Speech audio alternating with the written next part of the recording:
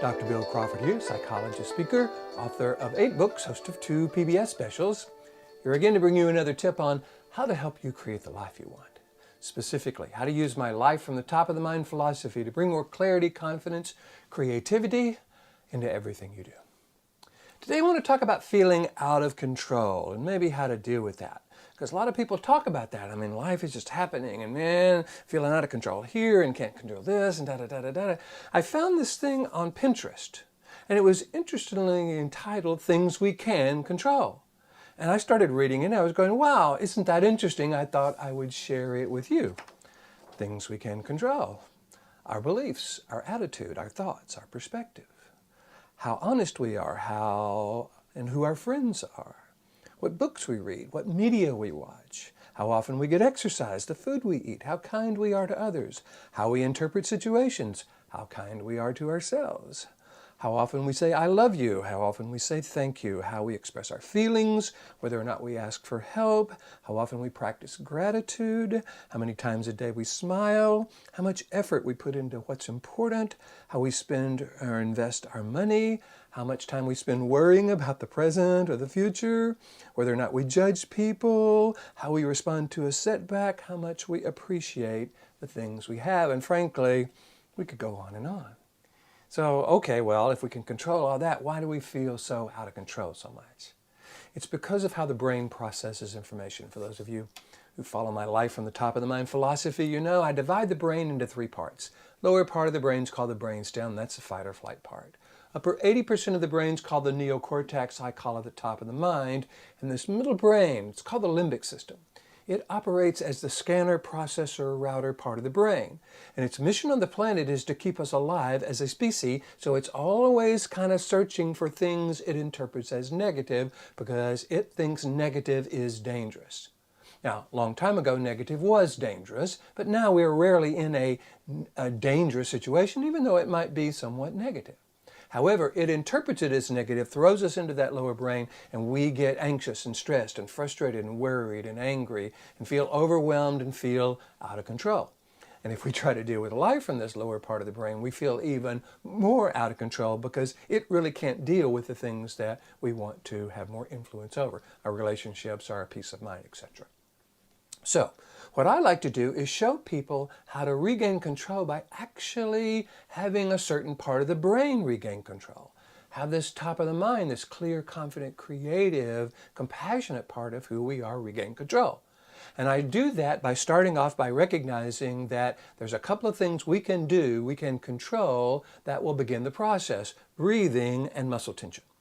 This is why if you've ever done any stress management or yoga or meditation, stress management or all that kind of stuff, breathing is always part of the process. It's because when we breathe purposefully, I like the 4-4-4 methods where we inhale for a count of 4, hold it for a count of 4, exhale for a count of 4, and say the word relax at the end of the exhale. We're having this upper 80% of the brain, the neocortex, the top of the mind, literally take over, regain control by literally taking over 2 functions, breathing and muscle tension, normally controlled by the brainstem. Then we can control the kind of questions we're asking ourselves. Instead of asking what I call BS or brainstem questions like, man, what is wrong with this person? Or who taught this idiot to drive? Or why don't people listen to me? Or what's wrong with me? Those are what I call brainstem questions because they throw us into that lower brain. We can ask what I call top of the mind or neocortex questions. One of the most simple is, how would I rather be feeling? If I don't want to be feeling stressed, angry, frustrated, annoyed, if I could choose how I wanted to feel right now, what would that be? I don't know, happy, clear, confident, creative, excited, confident, whatever it is. It's possible that we have felt that at some point in the past. I mean, think about it. Have you ever felt confident and happy and excited? Well, of course. So now we can control the images we put into our mind. We can imagine time in the past when we're feeling the way we want to feel now, because here's the thing. The mind doesn't know the difference between a real and imagined event. I take people through an exercise when I'm doing my seminar about biting into a lemon. At the end of the exercise, everybody's going, bleh, bleh. Even though they're not really biting into a lemon, the image of biting into a lemon elicits certain responses. And those are actually chemical changes in our brain and body. So the mind will change the chemical makeup of our body even when what we're thinking about or who we're thinking about isn't really happening or isn't in the situation at the moment. We can control the images we put in our mind. We can then control what we notice, kind of the fact that we have just made a difference in our life. So when we breathe and relax and ask those top-of-the-mind questions, how would I rather be feeling? Imagine a time in the past when you're feeling that way and notice the change. Spells brain, B-R-A-I-N. We have actually elicited quite a bit of control over what part of the brain is in charge. From that perspective, we can begin to deal with life. Using maybe the serenity prayer, God grant me the serenity to accept the things I cannot change, the courage to change the things I can, the wisdom to know the difference.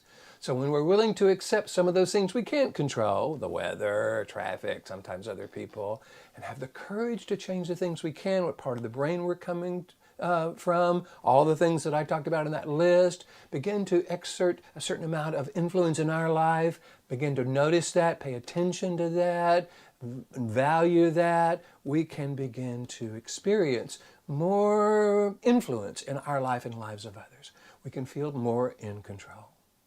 So this is what I teach people to do. I go around the country teaching people my entire system, where it's about shifting to this clear, confident, creative part of the brain, how to stay there, how to live there, and then how to get other people to shift from their resistant brain to their receptive brain so they truly hear and understand what you're wanting them to know.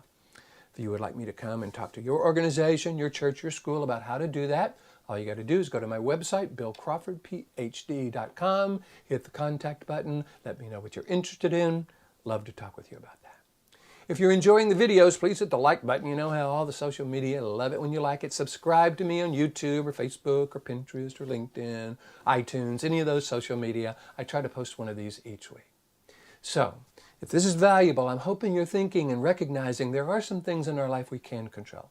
And when we begin to control those, we can deal with those aspects that we can't control in a way where it doesn't throw us into that lower brain. So here's to you, bringing more clarity about what you can control, more clarity, confidence, and creativity to everything you do.